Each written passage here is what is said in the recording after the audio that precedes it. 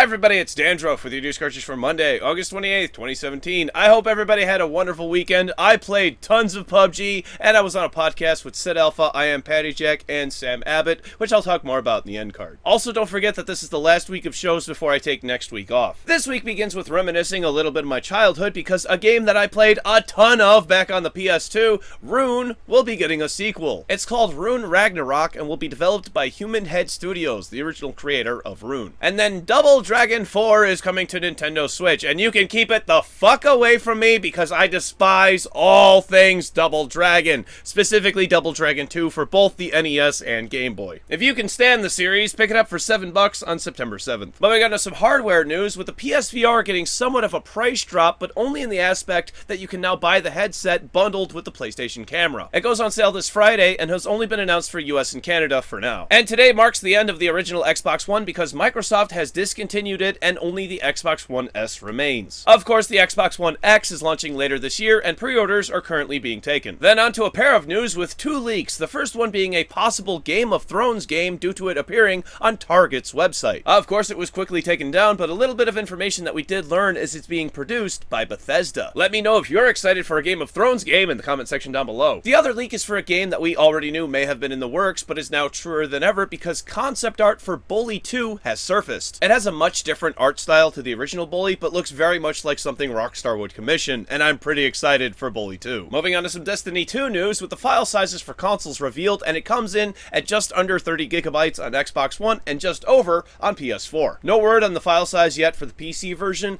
but I expect it to be between 20 and 30% larger because of higher resolution textures. And Destiny 2 will have the same region locking functionality that is currently employed by Blizzard with games like Overwatch and Hearthstone. Players will be able to pick where they want to play, but won't be able to interact with players in different regions. A game that I played for over 12 hours in one sitting over the weekend, PUBG, is in the news yet again because for a short time it had a higher concurrent player count than Dota 2, making it the most played game on Steam. Dota 2's all-time highest player count is just over 1.2 million, and I do think that it's just a matter of time before PUBG beats that too. Speaking of Dota 2, it's currently being spammed with negative reviews that have absolutely nothing to do with the game itself. Steam users are now blaming Dota 2 for Half-Life 3 not existing. Of course, this makes absolutely zero sense because Valve has been doing other things like developing the Vive as well as changing their Steam Greenlight system into Steam Direct. What I'm saying is, Valve has plenty of other things going on, and to just pick one or two or really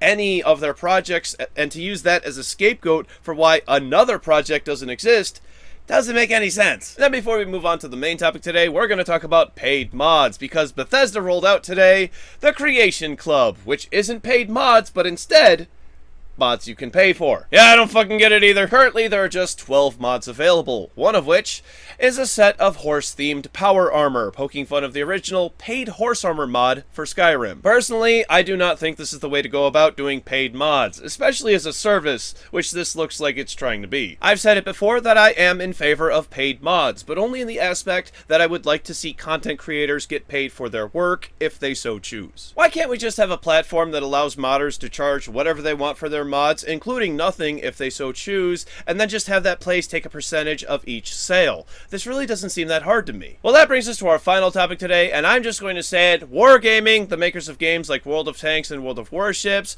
are not capable of taking criticism in any way, shape, or form. They have somewhat of a don't say anything bad or else mentality, the or else being they'll strip you of your community contributor status. To this day, my most viewed video is about Wargaming threatening Sir Fosh with a DMCA over his criticisms of a premium tank in World of Tanks. Wargaming so far as to saying his video critique contained hate speech and homophobia. Both of these allegations were withdrawn because they were absolutely false, and Fosh was apologized to, though Fosh did have his community contributor status revoked. Over the weekend, it happened again, this time with someone named iChaseGaming. Almost the exact same way too, but this time with Wargaming not making a complete and total fool of themselves. Chase created this video, which he does swear a few times, but it's what I would consider off-the-cuff, unscripted speak. He shows that the boat is not only weak in its defensive capabilities, but it's also lacking in offense too. And remember, this is a premium ship that can only be obtained with real-world currency. As of today, iChaseGaming explains in this video that he has been removed from his position as community contributor, though Wargaming did not disparage him in any way. Chase says that he is not only still glad that he made the video and he would make it the exact same way again, but he is relieved that he is no longer associated with Wargaming and can say whatever he wants to say now. He also graciously says to check out other community contributors because he can no longer provide the early access content from Wargaming's test servers. This is absolutely unacceptable, and if Wargaming should be able to take criticism from anybody, it's the people who have put hundreds of hours into their game, so much so that they decided to reach out to them and hire them as an official volunteer. That's just what they are though, volunteers, not professionals in the strictest definition of the term. We are YouTubers and gamers who share our passion through a video medium. Either the Wargaming community contributors carry no weight in the feedback that they give Wargaming itself, so they are forced to go to their YouTube channel to feel like they've been heard, or these community contributors jump right to YouTube to air out their dirty laundry. Somehow I feel as though it's not this one. Makes me wonder, other than early access to game stuff, what benefits there really are to being a community contributor. Put Wargaming up on the list of terrible developers because this does not seem like a company that wants to change their ways. Let me know if you're a fan of iChaseGaming in the comment section down below. And by the way, thank you to Josser95 for this story. Get ready because there's a ton of tomorrow's game releases. For PC, Amazing Tower Defense, The Final Days, Eternal Night, Cat Sorter VR, Gun Ducky Industries, Total Ball, Prison Boss VR, Super Mr. Cake, Point Connect 3, Mr. Jumpington, Dead Alliance, A Dual Hand Disaster, Track Her, Warriors All-Stars, Absolver, Sonic Mania, Dogcoin, Pixel War, Deadly Traps, Drone Racer Canyons, and Astron Jump Baby. For PlayStation 4, Everybody's Golf, Ark Survival Evolved, Yakuza Kiwami, Windjammers, Redout, Warriors All-Stars, Resident Evil Revelations, Dead Alliance, Spark, Pillars of Eternity Complete Edition, The Metronomicon, Abduction, Surf World Series, and Absolver. For Xbox One, Redout, Ark Survival Evolved, Rock of Ages 2, Bigger and Bolder, Resident Evil Revelations, Dead Alliance, Killing Floor 2, Pillars of Eternity Complete Edition, and ReCore Definitive Edition. For Nintendo Switch, Redout, and Mario plus Rabbids Kingdom Battle. For PlayStation Vita, Windjammers. Thank you very much, everybody. This has been News Cartridge. I am Dandruff. I will see you tomorrow. And my wife gets upset when I steal her kitchen utensils. But that's a risk I'm willing to take. Okay, so I've got 6 minutes of recording left for this end card. I don't know if the camera's going to shut down because it's shut down. It's been really hot today, and I've had to deal with the camera shut down 3 times now. So, yeah. So anyway, podcast that I was on with Sid Alpha is available at twitch.tv/Sid_Alpha. It's his Twitch channel. You can go watch the VOD there. It should be up on YouTube tonight. Or, I mean, whatever. It should be up soon on YouTube. I don't know what's going on. It should have been up today. We'll see. I have mixed feelings about it. It's a mixed bag. I feel like I made an ass of myself a little bit, but I also feel like the people I talked to in Discord, like, a lot of people are very supportive of the things that I had said and the questions that I had asked, and even my demeanor about it. I feel as though maybe my demeanor could have been a little bit better, but, like, the things that I did, and that's maybe possibly the only thing that's contributing to my, like, doubts of what happened during the thing. But the issue had come up of if the developer can't make their money back from developing a season pass, then what do? My answer was, don't make it. I mean, I popped off really quickly. Well, then don't make the thing. Then just don't make it. And there's an awkward moment, and I don't know. I'll tweet it out whatever the VOD goes up.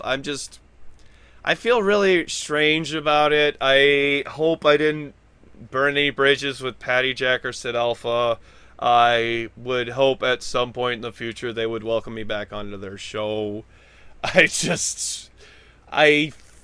mean, I'll talk a lot more about this on Thursday on the podcast with Musical Antihero. We're pretty much just gonna go about that because I've got so much I want to talk about that. But I think I need I think I need a soundboard to bounce off of. I think that if I were to just sit here and go about it, I'd go for hours. Or if I'd do 10 minutes and I'd be like, that's it. Like, but it, like, why did we do it? It doesn't seem that bad. No, it was really bad. I'm like, I don't know. I don't know. I think a lot more will be discovered, we'll get a lot bigger insight. We'll talk more about it when I do the podcast. I really enjoy the podcast with Musical Antihero. Not that I didn't enjoy it with Sid Alpha and Patty Jack. I did enjoy it, but part of it is I've done the League of Heroes podcast 5-6 times. I don't know, 4 or 5 times at least. And I kind of feel like, hey, we've got a groove thing going. The four of us know how things work together. Yeah, 4 of us. I just had to think. Wait, is it? It's usually 3 because lately the last 2 weeks it's either been Bill or Indy. So, yeah, I'm like, no, there's 4. There's the 4 of us, and we've got a thing going. We know how we work together. We know how we're starting to learn how the things go together. This was, hey, do you want to be on a podcast with 2 people you've never been on a podcast before? Sure. Oh, and here's a guy who's part of the game development, and for a game that's done questionable things lately. Oh no. Camera's overheating. Bye, everybody. Thank you for watching. Social media links are over here. Click over here to subscribe to my channel. I'll talk more about it on Thursday, blah, blah, blah. I just don't want to keep going. Click over here to watch Monday's episode, Friday's episode, where we talked about Darkwood being uploaded to the Pirate Bay. Bye, everybody. Camera's overheating. Bye.